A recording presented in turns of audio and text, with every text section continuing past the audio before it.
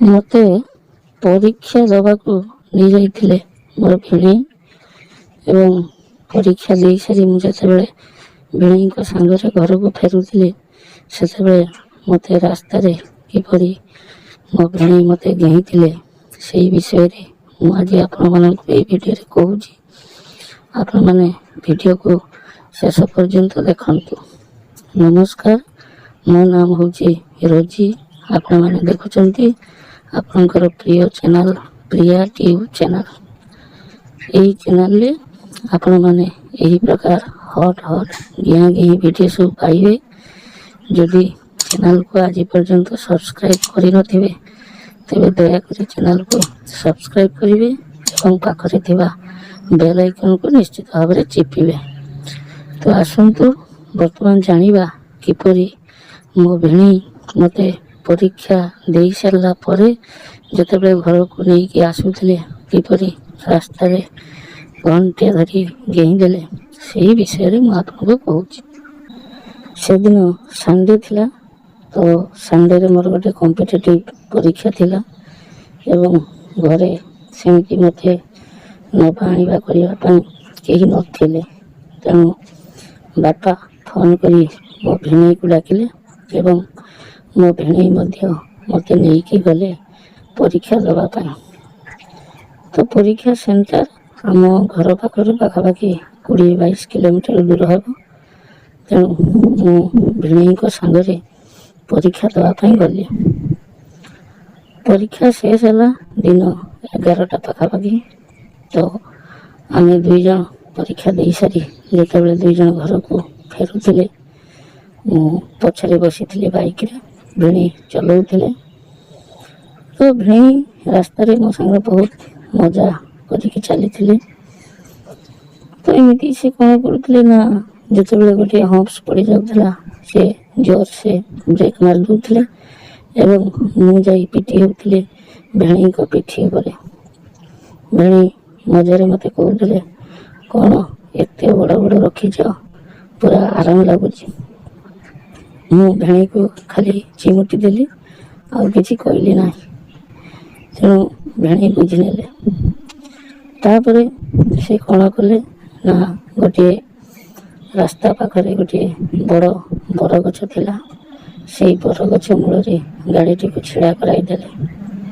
ମୁଁ କହିଲି କ'ଣ ହେଲା? ସେ କହିଲେ ରୁହ, ଟିକେ ରେଷ୍ଟ ନେବା, ବହୁତ ଗରମ ହେଇଛି, ତେଣୁ ଟିକେ ଏଇ ଛାଇରେ ଛିଡ଼ା ହେବା, ତାପରେ ଯିବା। ମୁଁ କହିଲି ହଉ ଠିକ୍ ଅଛି। ତାପରେ ଆମେ ଦୁହେଁ ସେଇ ବରଗଛ ମୂଳରେ ବସିଲୁ, ଗପସପ ହେଲୁ। ତ ଏଇ କଥା ହେଉଥିବା ସମୟରେ ଭିଣେଇ ପ୍ରଥମେ ଆରମ୍ଭ କଲେ, କହିଲେ ରୋଜି, ଗୋଟିଏ କଥା କହିବି ବହୁତ ଦିନ ହେଲା ଭାବୁଥିଲି, କହିପାରୁନଥିଲି। ଆଜି ତୁମକୁ ଗୋଟେ କଥା କହିବି। ମୁଁ କହିଲି କୁହ। ନା, ମୋତେ ବହୁତ ଘେନିବା ପାଇଁ ଇଚ୍ଛା ହେଉଛି ତୁମକୁ। ତୁମେ ଯଦି କିଛି ନ କହିବ ତେବେ ମୁଁ ତୁମକୁ ଘେନିବି। ମୁଁ କହିଲି ଭିଣେଇ, ଏସବୁ ଭଲ କଥା ନୁହେଁ। ସେ କହିଲେ ଆରେ କିଛି ଅସୁବିଧା ହେବ ନାହିଁ, ମୁଁ ତ ଅଛି ଏବଂ ମୁଁ ଏମିତି କାଇଦାରେ ଘେନିବି ତୁମର କିଛି ବି ଅସୁବିଧା ହେବ ନାହିଁ। କହିଲି ଭିଣେଇ, ତୁମେ କ'ଣ ପାଗଳ ହେଇଛ? ଏଇଟା ରାସ୍ତାଟା, ଆଉ ଏ ରାସ୍ତାରେ କ'ଣ ଏମିତି କରାଯାଏ?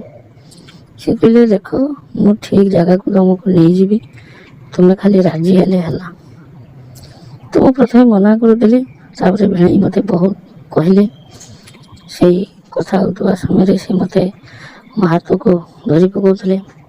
ତେଣୁ ମୁଁ ଆଉ ନା ବି କହିଲି ନାହିଁ, ହଁ ବି କହିଲି ନାହିଁ। ଭିଣେଇ ବୁଝିଗଲେ ଯେ ମୋର ଘିଆଁ ଖାଇବାକୁ ଇଚ୍ଛା ଅଛି। ତେଣୁ ସେ କହିଲେ ତୁମେ ବାଇକ୍ରେ ବସ। ତାପରେ ବାଇକ୍ ଚାଲିଲା। କିଛି ସମୟ ବାଇକ୍ ଚାଲିଲା ପରେ ଗୋଟିଏ ପଦାଟିଏ ପଡ଼ିଲା ଏବଂ ସେ ପଦାରେ ବହୁତ ଗୁଡ଼ିଏ ଗଛ, ଝଙ୍କାଳିଆ ଗଛ ସବୁ ଥିଲା।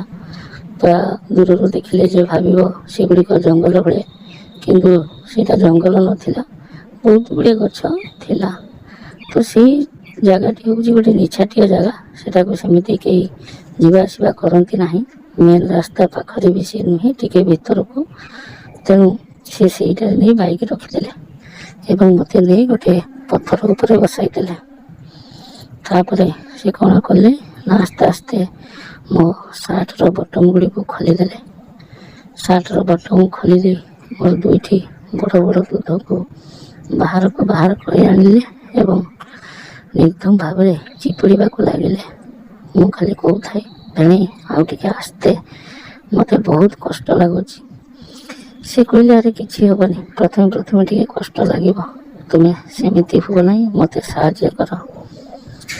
ତାପରେ ସେହି ପଥର ଉପରେ ବସାଇ ସେ ମୋତେ କ'ଣ କଲେ ନା କିସ୍ କଲେ, ମୋ ଦୁଧକୁ ଚିପିଲେ। ତାପରେ ମୋ ପ୍ୟାଣ୍ଟ ଭିତରେ ହାତ ପୁରାଇଲେ, ମୋ ବିଆକୁ ସଲସଲ କଲେ। ବିଆ ଭିତରେ ପୁଣି ଆଙ୍ଗୁଳି ବସାଇ ତାକୁ ସଲସଲ କରାଇଲେ। ଏମିତି କଲା ପରେ ମୁଁ ପୁରା ହିଟ୍ ହେଇଗଲି। ତାପରେ ମୁଁ କହିଲି, ଭିଣେଇ ଯାହା କରୁଛ ଶୀଘ୍ର କର, କାଳେ କିଏ ପହଞ୍ଚିଯିବ। ସେ କହିଲେ, ଆରେ ଏଠାକୁ କେହି ବି ଆସିବ ନାହିଁ, ତୁମେ ଭୟ କର ନାହିଁ। ତାପରେ ସେ କ'ଣ କଲେ ନା ମୋତେ ମୋ ପ୍ୟାଣ୍ଟଟାକୁ ତଳକୁ ଟାଣିଦେଲେ ଏବଂ ମୋ ବିଆରେ ତାଙ୍କ ଜିଭ ଲଗାଇ ନିର୍ଦ୍ଧୁମ ଭାବରେ ଚାଟିଲେ। କିଛି ସମୟ ଚାଟି ସାରିଲା ପରେ ସେ ତାଙ୍କର ପ୍ୟାଣ୍ଟର ଚେନ୍ ଖୋଲି ତାଙ୍କ ବାଣ୍ଡଟିକୁ ବାହାର କଲେ ଏବଂ ମୋତେ କହିଲେ ଭଲ ଭାବରେ ଚୁଚୁମିବା ପାଇଁ। ମୁଁ ତ ପୂର୍ବରୁ କେବେ ବାଣ୍ଡକୁ ଚୁଚୁମି ନଥିଲି, ତେଣୁ ବାଣ୍ଡକୁ ଦେଖି ସାରିଲା ପରେ ମୋତେ ଲାଗିଲା ଯେମିତି ମୁଁ ଆଇସ୍କ୍ରିମ୍ ଖାଉଛି। ଆଇସ୍କ୍ରିମ୍ ଖାଇଲା ଭଳିଆ ମୁଁ ଖାଲି ଚାଟି ଚାଲିଲି। ମୋତେ ବହୁତ ମଜା ଲାଗୁଥିଲା।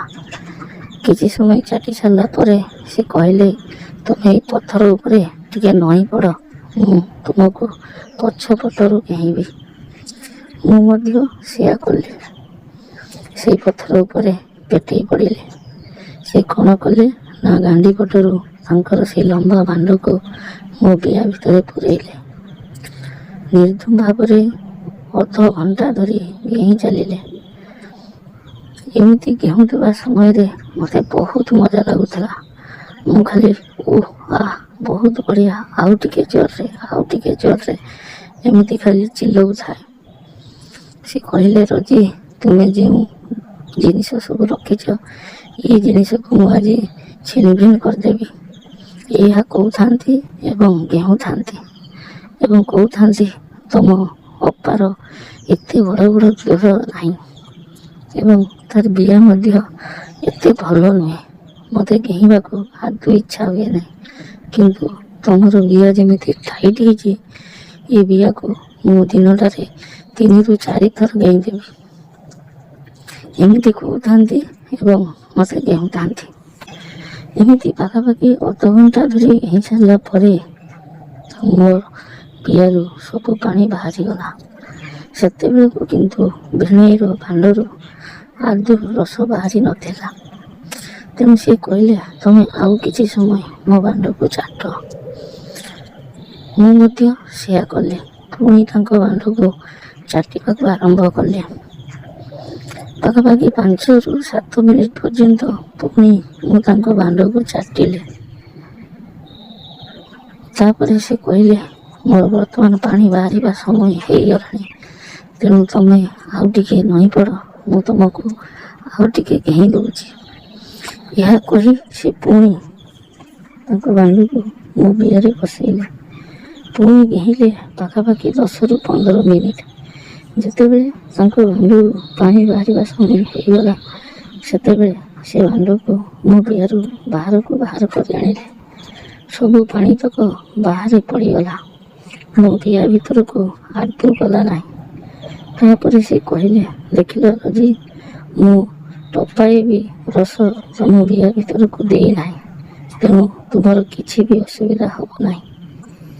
ସେଦିନ ସେଠାରେ ଆମେ ପାଖାପାଖି 1 ଘଣ୍ଟା ଧରି ଗିଁ ହେଇଥିଲୁ।